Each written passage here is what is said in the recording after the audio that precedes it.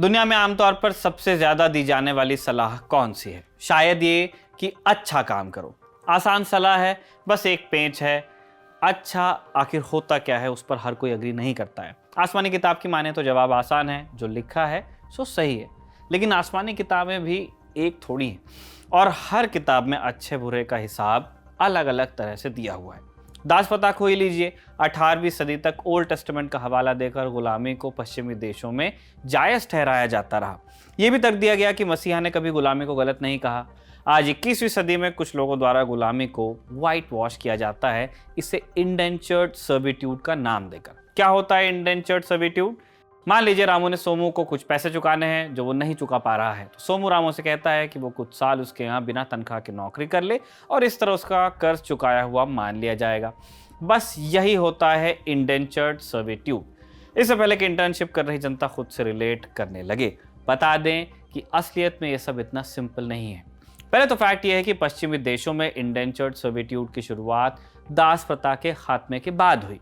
दूसरा, indentured servitude वाले तर्क को मान भी लें तो यह तरीका दास प्रथा से कुछ कम क्रूर नहीं था। 19वीं सदी की शुरुआत में लाखों गरीब भारतीयों को इसी इंडेंचर्ड सर्विट्यूड का नाम लेकर विदेश ले जाया गया, जहां उन्हें नर्क से भी बदतर हालात में दिन गुजारने पड़े। आज हम इन लोगों को गिरमिटिया मजदूर के नाम से जानते हैं। कौन थे लोग और किस तरह इन्हें बंधुआ मजदूरी में फंसाया गया, आइए जानते हैं। नमस्कार, मेरा नाम है निखिल और आप देख रहे हैं तारीख, जिसमें हम सुनाते हैं उस तारीख से जुड़ी भारत की ऐतिहासिक कहानियां। आज 2 नवंबर है और आज की तारीख का संबंध है गिरमिटिया जहाजियों से। Brought to you by Kuku FM. Download the app now. किस्से की शुरुआत से पहले आपको बता दें कि तारीख के इस खास एपिसोड के साझेदार हैं कुकू एफएम ऐप, जिस पर आपको मिलेंगी जाने माने वर्ल्ड लीडर्स की जीवनियां, आत्मकथाएं, ढेरों उपन्यास और कई तरह की ऑडियो बुक्स। दिवाली के उपलक्ष्य पर कुकू एफएम ऐप आपके लिए लाया है एक विशेष ऑफर, दिवाली 50 DIWALI50। इस कूपन कोड का इस्तेमाल करके आप पा सकते हैं कुकू एफएम ऐप के प्रीमियम सब्सक्रिप्शन पर 50% की छूट। याद रखिए, दिवाली 50 कोड सिर्फ 1 से लेकर 7 नवंबर तक वैलिड है साल 2021 में। तो चलिए शुरुआत करते हैं किस्से की। 1791 और 1800 के बीच ब्रिटिश जहाज़ों ने अटलांटिक महासागर में 1340 यात्राएं की। ये राहुल सांकृत्यायन की अथातो घुमक्कड़ जिज्ञासा जैसी यात्राएं नहीं थी, बल्कि कारोबारी यात्राएं थी। कारोबार किस चीज़ का? इंसान का। बराबर वाले नहीं, अपने से नीचे काले और भूरे इंसानों का कारोबार।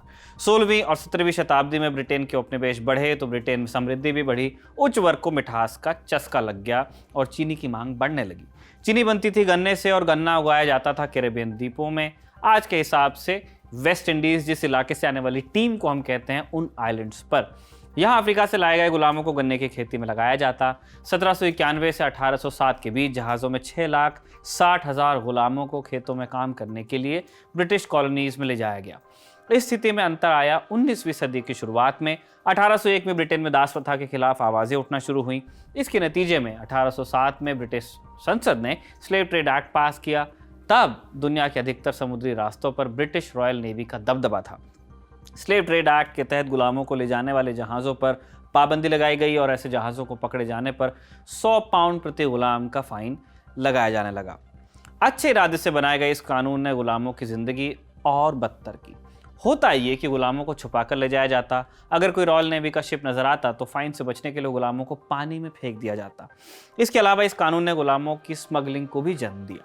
काले बाजार में गुलामों की कीमत बढ़ी और स्लेव ट्रेड और ज़्यादा मुनाफे का कारोबार बनने लगा। हिंद महासागर में मॉरिशस तब एक महत्वपूर्ण ट्रेडिंग पोर्ट हुआ करता था। तब ये फ्रेंच कॉलोनी का हिस्सा होता था। हिंद महासागर में गुलामों से भरे जहाज इसी पोर्ट से होकर गुजरते। ब्रिटिश फ्रेंच वॉर्स के बाद 1814 में ब्रिटिशर्स ने मॉरिशस पर कब्जा किया और स्लेव ट्रेड एक्ट के तहत गुलामों से भरे जहाज़ों के पास होने पर यहाँ भी बैन को एग्जीक्यूट करने लगे। स्लेव ट्रेड से होने वाली कमाई में कमी आई तो ब्रिटिश सरकार ने चीनी के उत्पादन को बढ़ावा दिया। 1820 तक मॉरिशस में 11,000 टन चीनी का उत्पादन होता था, जो 1826 तक 21,000 टन तक ले जाया गया। इस बीच गुलामी के खात्मे के लिए 1833 में ब्रिटिश संसद ने एक और एक्ट पास किया। नाम था स्लेवरी अबॉलिशन एक्ट, जिसके तहत गुलामों के कारोबार को पूरी तरह से प्रतिबंधित किया गया। कैरेबियन द्वीपों में चीनी का उत्पादन पूरी तरह से स्लेव ट्रेड पर निर्भर था, इसलिए नए कानून ने वहां चीनी के प्रोडक्शन पर बहुत असर डाला। इसका फायदा हुआ मॉरिशस को और वो दुनिया में चीनी का सबसे बड़ा स्रोत बन गया। दास प्रथा के खात्मे के चलते लेबर सप्लाई में दिक्कतें आनी शुरू हुई। तब अंग्रेजों ने एक नया तरीका निकाला और इसे नाम दिया द ग्रेट एक्सपेरिमेंट। क्या था ग्रेट एक्सपेरिमेंट? भारत से आयात किया हुआ इंडेंचर्ड सर्विट्यूड। 18वीं शताब्दी के अंत तक भारत में ब्रिटिश ईस्ट इंडिया कंपनी की पकड़ मजबूत हो चली थी। रियासतों की आपसी लड़ाई में गरीब जनता पिस रही थी। अंग्रेज भी लूट खसोट के नए तरीके ईजाद करते रहते थे, आदत थी उनकी। नतीजा हुआ भुखमरी और अकाल। 18वीं सदी के आखिरी सालों में अकाल से भारत में 3 करोड़ लोगों की मौत हुई। लोग दाने दाने के मोहताज थे और इसका फायदा उठाया मॉरिशस की ब्रिटिश कंपनीज ने। लोगों को नौकरी का झांसा दिया गया और इसके लिए बनाया गया एक एग्रीमेंट जिसमें शामिल था कि मजदूरों को 5 साल तक काम करना होगा, जिसके बाद ही वो भारत लौट सकेगा। कुछ सिर्फ इसीलिए तैयार हुए कि खाने का जुगाड़ हो जाएगा, तो कुछ को कर्ज वसूली के नाम पर फंसाया गया। एग्रीमेंट शब्द जब भारतीय भाषाओं में ढलता हुआ आया तो शब्द बन गया गिरमिट, और यही गिरमिट हासिल करने वाले लोग कहलाए गिरमिटिया मजदूर। चूंकि इन्हें पानी के रास्ते जहाज से मॉरिशस ले जाया जाता था, इसलिए इन्हें गिरमिटिया जहाजी भी बुलाया जाता है।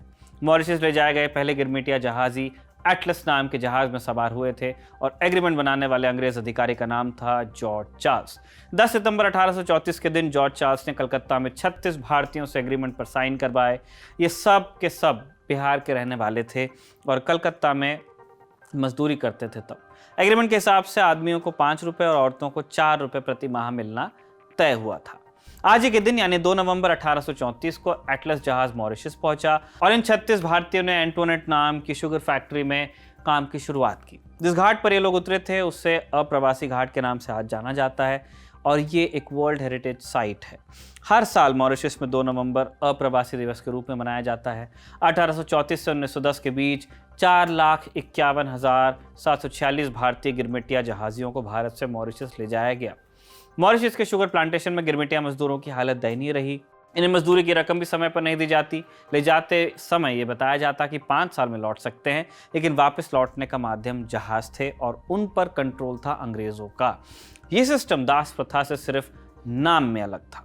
1860 तक ब्रिटिशर्स कहते रहे कि लोगों को वापस जाने की आज़ादी है, लेकिन 1860 में वापस लौटने का क्लॉज भी एग्रीमेंट से हटाया गया।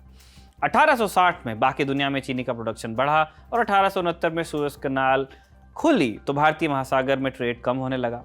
1878 में लेबर लॉ बन गया जिसके तहत पेमेंट नियमित की गई। इन्हीं सब कारणों के चलते 19वीं सदी के अंत तक गिरमिटिया मजदूरों की आयात में कमी हुई और चूंकि खेती का काम पहले जितना प्रॉफिटेबल नहीं रह गया था, तो छोटी छोटी जमीन पर कुछ गिरमिटिया मजदूरों ने मालिकाना हक भी खरीदा। 1917 में आंदोलन के चलते ब्रिटिश सरकार ने इंडेंचर्ड सर्विट्यूड को खत्म कर दिया। गिरमिटिया मजदूरों को वापस लौटने का मौका भी दिया गया, लेकिन अधिकतर लोगों की इस वक्त तक 3 से 4 पीढ़ियां इन्हीं जमीनों पर पली बढ़ी थी मॉरिशस में। उन्होंने मॉरिशस में ही रुकना चुना। 1931 तक मॉरिशस की कुल आबादी का 68% हिस्सा भारतीयों का था और इनमें से 90% ऐसे थे जो वहीं पैदा हुए थे। वर्तमान में मॉरिशस के प्रधानमंत्री प्रविंद जगन्नाथ के पूर्वज भी गिरमिटिया जहाजियों के रूप में ही मॉरिशस पहुंचे थे। वर्तमान का मतलब है 1 नवंबर 2021 जब ये वीडियो रिकॉर्ड किया जा रहा है। गिरमिटिया जहाजियों की कहानी आज भी प्रासंगिक है क्योंकि सारे नियम कानूनों के बावजूद आज भी दुनिया में बंधुआ मजदूरी कायम है। भारत में भी गाहे बगाहे ऐसी खबरें अखबार का हिस्सा होती हैं, लेकिन आज के गिरमिटिया खाड़ी के देशों में कैद हैं, जहाँ खाड़ी में भारत के 90 लाख लोग अनस्किल्ड या सेमी स्किल्ड क्षेत्र में काम करते हैं। नौकरी के नाम पर गए ऐसे लाखों लोगों को बेहद अमानवीय हालत में काम करना पड़ता है। इतना ही नहीं, कई बार इनके पासपोर्ट्स भी जमा कर लिए जाते हैं ताकि ये लोग आसानी से लौट ना सकें। इतिहास हमेशा खुद को दोहराता रहता है। इसे सिर्फ इसलिए नहीं पढ़ा जाना चाहिए कि इसमें रोचक कहानियां हैं, बल्कि इसलिए ताकि हम समझ सकें कि आज जो कुछ दुनिया में हो रहा है उसके कारण क्या थे। परिणाम की सूरतें बदल चुकी हैं, लेकिन उनके कारण वही हैं जो इतिहास में हमेशा से रहते आए हैं। तारीख इस शानदार एपिसोड को लिखा था हमारे साथी कमल ने और कैमरे पर इसे रिकॉर्ड किया था हमारे दोस्त दीपक ने। देखते रहिए दी लल्लन टॉक।